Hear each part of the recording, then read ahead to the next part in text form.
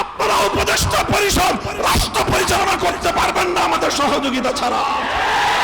আমার এই বক্তব্যের 24 ঘন্টার মধ্যে যদি আপনারা কোনো ব্যবস্থা গ্রহণ না করেন, আমরা আপনাদের বিরুদ্ধে ব্যবস্থা গ্রহণ করতে বাধ্য হব।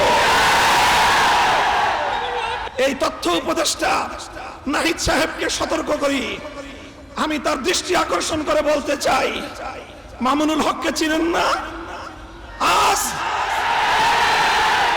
আজকে ফ্যাসিবাদ বিলোপ হওয়ার 1.5 মাসের মাথায় আমার বিরুদ্ধে অনলাইনে ফেসবুক কর্তৃপক্ষ সহ ইউটিউব কর্তৃপক্ষ সহ অঘোষিত নিষেধাজ্ঞা জারি করে রেখেছে। আমার নিউজ কভার করে এই পর্যন্ত বাংলাদেশে প্রায় শতাধিক জাতীয় নিউজ পোর্টাল তারা রেস্ট্রিকশনের শিকার হয়েছে। আপনারা ওখানে বিলাসিতা করেন, বৈষম্যের বিরুদ্ধে সংগ্রামী আমাদেরকে আমাদের সমস্যাগুলোকে সমাধান করবার কোন চিন্তা আপনাদের নাই। আপনারা উপদেষ্টা পরিষদ রাষ্ট্র পরিচালনা করতে পারবেন না আমাদের সহযোগিতা ছাড়া। আমার এই বক্তব্যের 24 ঘন্টার মধ্যে যদি আপনারা কোনো ব্যবস্থা গ্রহণ না করেন, আমরা আপনাদের বিরুদ্ধে ব্যবস্থা গ্রহণ করতে বাধ্য হব। সংগ্রামী সাথী ও বন্ধুগণ, আমরা পরিষ্কার ভাষায় বলি, আন্দোলনে ছিলাম আমরা, সংগ্রামে ছিলাম আমরা, রক্ত দিয়েছি আমরা, কারারুদ্ধ হয়েছি আমরা, অন্যায় অপমানের শিকার হয়েছি আমরা, ষড়যন্ত্রের শিকার হয়েছি আমরা, যুদ্ধ করে বিজয়ের রণাঙ্গনেও ছিলাম আমরা। এখন সম্মিলিতভাবে এই রাষ্ট্রটাকে এগিয়ে নেওয়ার দায়িত্ব আমাদের। আমরা সহযোগিতা করতে চাই, গায়ে পড়ে সহযোগিতা করতে চাই। আমাদের গায়ে পড়ে সহযোগিতা যদি পায়ে ঠেলতে চান, সে পা ভেঙে গুড়িয়ে দিতে এক মুহূর্ত আমরা বিলম্ব করব না।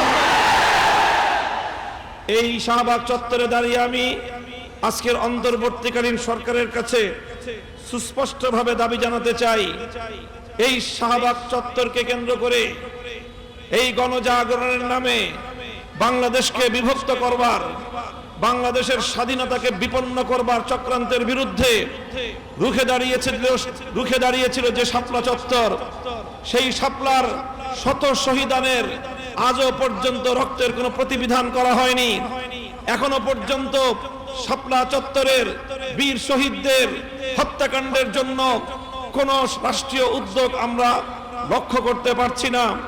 আমি স্পষ্ট ভাষায় দাবি করতে চাই, একটি স্বাধীন তদন্ত কমিশন গঠনের মধ্য দিয়ে শাপলা চত্বরের সকল হত্যাকাণ্ডের জন্য স্বৈরাচারী খুনি শেখ হাসিনা সহ তার শাপলার সকল সহযোগী খুনিদেরকে অতি দ্রুত আন্তর্জাতিক অপরাধ ট্রাইব্যুনালে মামলা দায়েরের মাধ্যমে বিচার ব্যবস্থা নিশ্চিত করতে হবে। আমি ঢাকা বিশ্ববিদ্যালয়ের এই প্রবেশদ্বারে দাঁড়িয়ে স্মরণ করতে চাই নবাব স্যার সলিমুল্লাহদেরকে, যাদের ত্যাগ এবং অনুদানের ভিত্তিতে প্রতিষ্ঠিত হয়েছিল এই ঢাকা বিশ্ববিদ্যালয়। ঢাকা বিশ্ববিদ্যালয় কর্তৃপক্ষের কাছে আমাদের দাবি থাকবে, আমরা আর আবেদন করছি না, এখন থেকে আমরা দাবি করছি, আপনারা আমাদের দাবিগুলোকে কিভাবে মূল্যায়ন করেন আগামী দিনে সেটা আমরা পর্যালোচনা করব। আমরাও মূল্যায়ন করে আগামীর পদক্ষেপ এবং আমাদের কর্মসূচি আমরা নির্ধারণ করব। আপনারা রবীন্দ্রনাথের গান গান, অথচ নবাব স্যার সলিমুল্লাহদেরকে আপনারা ভুলে যান। এই ধরনের আতেলগিরি বাংলাদেশে আগামী দিনে বরদাস্ত করা হবে না। আমরা অন্তর্বর্তীকালীন সরকারের কাছ থেকে তারা এদেশে ইসলামী শাসন ব্যবস্থা প্রতিষ্ঠা করবে এই ধরনের দিবাস্বপ্ন আমরা দেখি না। তবে আমরা স্পষ্ট ভাষায় বলতে চাই, আমরা ইসলামী রাষ্ট্র প্রতিষ্ঠার জন্য যে আন্দোলন, যে সংগ্রাম করছি, আমাদের পথে বাধা হয়ে দাঁড়াবার কোনো দুঃসাহস যেন আপনারা না দেখান। আমাদের কার্যক্রমকে ব্যাহত করে এমন কোন পদক্ষেপ আমরা বরদাস্ত করব না। ইসলামিক ফাউন্ডেশন সহ ইসলামী প্রতিষ্ঠানগুলোকে ইসলামের মূল ধারার বিপরীতে পরিচালনা করবার দুঃসাহস আমরা বরদাস্ত করব না। আমাদের একজন প্রতিনিধি রয়েছেন, ধর্ম উপদেষ্টা ধর্মীয় সকল প্রতিষ্ঠানগুলোতে তার উপদেশ, তার দিক নির্দেশনার আলোকে পরিচালিত হবে। তিনি এদেশের আলেম সমাজের কাছ থেকে পরামর্শ গ্রহণ করবেন। তার পরামর্শের ভিত্তিতে যদি ইসলামী অঙ্গনগুলোকে পরিচালনা করবার ক্ষেত্রে যে কেউ অন্তরায় হয় বলে আমরা প্রমাণ পাই, আমরা রাজপথে যে কোনো মূল্যে সেটাকে প্রতিহত করব ইনশাআল্লাহ।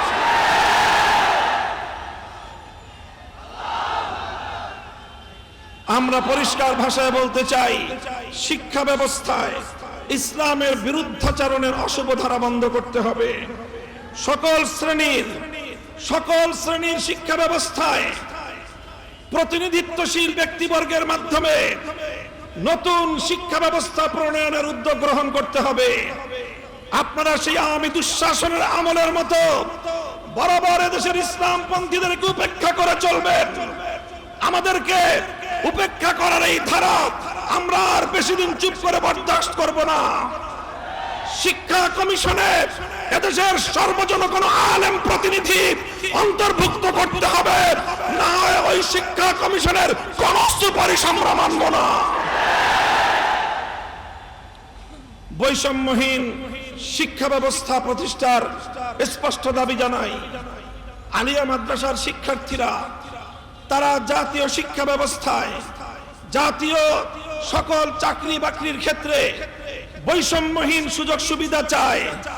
এক্ষেত্রে মেধার ভিত্তিতে সকলের জন্য সকল ব্যবস্থায় যত ধরনের বৈষম্যমূলক নীতি রয়েছে, বৈষম্যমূলক ব্যবস্থা এবং আইন রয়েছে, সেগুলোর বিলোপ করতে হবে। কিছু কিছু বিভাগে অনেক পাবলিক বিশ্ববিদ্যালয়ে আলিয়া মাদ্রাসার ছাত্রদের জন্য ভর্তির সুযোগ রাখা হয় নাই। অনেক চাকরির ক্ষেত্রে বৈষম্য করা হয়। এই বৈষম্য আমরা আর কয়েকটা দিন দেখব, এরপরে আর দেখব না, প্রতিরোধ করব ইনশাআল্লাহ। আমাদের কওমি মাদ্রাসার ব্যাপারে আমরা তো চাকরি বাকরির কথা বলি না, তবে শুধু এতটুকু বলবো, কওমি আলেম সমাজ যেভাবে চায় সেইভাবে কওমি শিক্ষা ব্যবস্থাকে মূল্যায়ন করতে হবে। কওমি আলেম সমাজের কাছ থেকে দেশ গঠনে মেধা অনুযায়ী যথাযথভাবে রাষ্ট্রীয় সকল পর্যায়ে তাদের জন্য সেবা প্রদান করবার, কর্মসংস্থানের সুযোগ নিশ্চিত করতে হবে। সংগ্রামী সাথী ও বন্ধুগণ, উপনিবেশায়নের যে কথা আজকে আমরা বলছি, আমরা দেশটাকে কলোনি হিসেবে আর দেখতে চাই না। ব্রিটিশরা আমাদেরকে এক সময় কলোনি হিসেবে ব্যবহার করেছে। ভারত আমাদেরকে কলোনি হিসেবে ব্যবহার করবার জন্য তার সেবাদাসী শেখ হাসিনাকে বছরের পর বছর আমাদের কাঁধের উপর চাপিয়ে রাখবার অপচেষ্টা চালিয়েছে। এই অপচেষ্টার পরিণাম কি হয়েছে? ভারতকে এখান থেকে শিক্ষা গ্রহণ করবার জন্য আমি উদাত্ত আহ্বান জানাবো। আর কোনদিন যেন এই স্বাধীন বাংলাদেশে কোন সেবাদাস প্রতিষ্ঠার দুঃস্বপ্ন যেন ভারত না দেখে। অন্য সকল সাম্রাজ্যবাদী শক্তিদেরকে আমরা স্পষ্ট সতর্ক বার্তা দিয়ে দিতে চাই, বাংলাদেশ স্বাধীন হয়েছে, স্বাধীনভাবে পরিচালিত হবে, অন্য কোন সাম্রাজ্যবাদের সেবাদাস হবে না। বাংলাদেশের শিক্ষা ব্যবস্থা কোরআন ও বিজ্ঞান ভিত্তিক শিক্ষা ব্যবস্থা চলবে, বিজ্ঞান ভিত্তিক শিক্ষা চলবে। বিজ্ঞান ভিত্তিক বিজ্ঞানী যে বিজ্ঞান বিভাগের বাইরে বিশেষ করে কলা অনুষদের যতগুলো শিক্ষা ব্যবস্থা রয়েছে, সব জায়গাগুলোতে হিন্দুত্ববাদ সহ নাস্তিক্যবাদ, পশ্চিমা সাম্রাজ্যবাদের সকল অনুসরণ বাদ দিয়ে কোরআন ভিত্তিক, কলা অনুষদের, ইসলাম ভিত্তিক প্রতিটি শিক্ষার নৈতিকতাকে সেইভাবে ঢেলে সাজাতে হবে। নতুন করে কারিকুলাম তৈরি করতে হবে স্বাধীন বাংলাদেশ গঠন করতে হলে।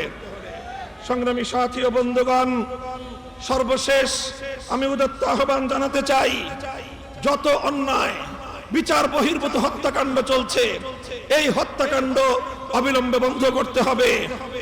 যারা রাজপথ থেকে আন্দোলনের মধ্য দিয়ে উপদেষ্টা হয়েছেন, আপনাদেরকে বলি, আমরা আপনাদের সহযোগী, আন্দোলনে ছিলাম সহযোগী, সংগ্রামে ছিলাম সহযোগী, ফ্যাসিবাদের বিরুদ্ধে লড়াইয়ের মাঠে ছিলাম আমরা সহযোগী।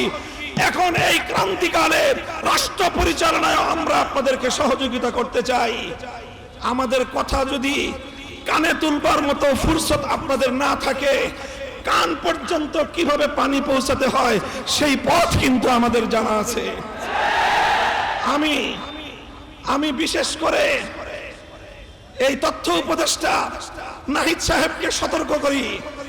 আমি তার দৃষ্টি আকর্ষণ করে বলতে চাই, মামুনুল হককে চিনেন না?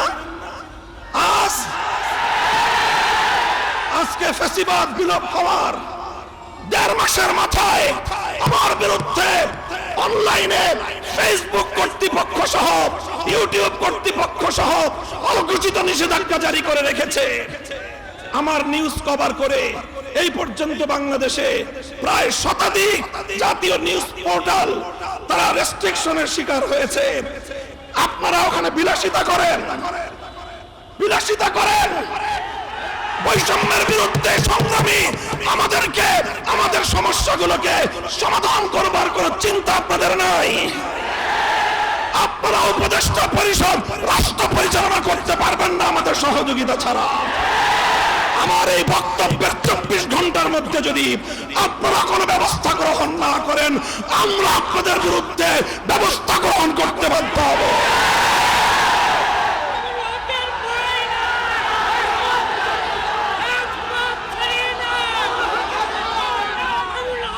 সংগ্রামী সাথী ও বন্ধুগণ, আমরা পরিষ্কার ভাষায় বলি, আন্দোলনে ছিলাম আমরা, সংগ্রামে ছিলাম আমরা, রক্ত দিয়েছি আমরা, কারারুদ্ধ হয়েছি আমরা, অন্যায় অপমানের শিকার হয়েছি আমরা, ষড়যন্ত্রের শিকার হয়েছি আমরা, যুদ্ধ করে বিজয়ের রণাঙ্গনেও ছিলাম আমরা। এখন সম্মিলিতভাবে এই রাষ্ট্রটাকে এগিয়ে নেওয়ার দায়িত্ব আমাদের। আমরা সহযোগিতা করতে চাই, গায়ে পড়ে সহযোগিতা করতে চাই। আমাদের গায়ে পড়ে সহযোগিতা যদি পায়ে ঠেলতে চান, সে পা ভেঙে গুড়িয়ে দিতে এক মুহূর্ত আমরা বিলম্ব করব না। আল্লাহ পাক রব্বুল আলামিন এই বাংলাদেশকে একটি সুন্দর সমৃদ্ধশালী একটি বাংলাদেশ হিসেবে এগিয়ে নেওয়ার তৌফিক দান করুন। আমরা পরিষ্কার ভাষায় বলি, আমরা ইসলামী রাজনীতি করি। এদেশে খেলাফত রাষ্ট্র ব্যবস্থা প্রতিষ্ঠার জন্যই আমাদের জীবন যৌবনকে আমরা উৎসর্গ করতে চাই। আপনারা কে কি রাজনীতি করবেন আপনাদের বিষয়। আমরা আমাদের আদর্শ আপনাদের উপর জোর করে চাপিয়ে দিতে চাই না, কিন্তু আমাদের রাজনীতির প্রতি যদি কেউ বৈষম্যমূলক দৃষ্টিভঙ্গি নিয়ে তাকাবার চেষ্টা করেন, চোখ উপড়ে ফেলবো। আমরা কারো করুণা চাই না, অধিকার চাই। ভিক্ষা চাই না, আমরা অধিকার চাই। অধিকার যদি সহজে না দেয়, অধিকার আদায় করে নিতে পারি আমরা। রক্তের প্রয়োজন হলে রক্ত দেই, অধিকার আমরা আদায় করে নেই। আমাদের এই কথাগুলো, আমাদের অবস্থান এবং আমাদের এই বাংলাদেশের গণমানুষের সঙ্গে আমাদের রিলেশনটাকে নতুন করে পড়ে নেবেন। যদি কেউ যদি আমাদের ব্যাপারে অন্য কোনো ভাবনা ভাবতে চান, তাহলে আপনাদেরকে রাজপথে মোকাবেলার দাওয়াত থাকলো। সংগ্রামী সাথী ও বন্ধুগণ, একটি সুন্দর বাংলাদেশ গড়ে উঠুক, বৈষম্যহীন বাংলাদেশ গড়ে উঠুক। আর কোন শিক্ষাঙ্গনে তোফাজ্জলদের মতো আর কোন মানুষকে যেন এভাবে বিচার বহির্ভূত হত্যাকাণ্ডের শিকার হতে না হয়।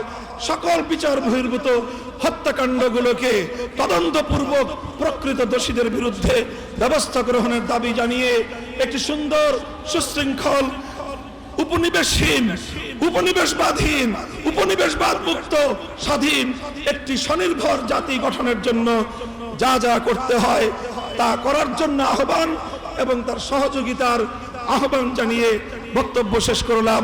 নাসরুম মিনাল্লাহি ওয়া ফাতহুন করিব ওয়া আখিরু দাওয়ানা আলহামদুলিল্লাহি রাব্বিল আলামিন। বাংলাদেশ খেলাফত ছাত্র মজলিস জিন্দাবাদ, বাংলাদেশ খেলাফত মজলিস জিন্দাবাদ।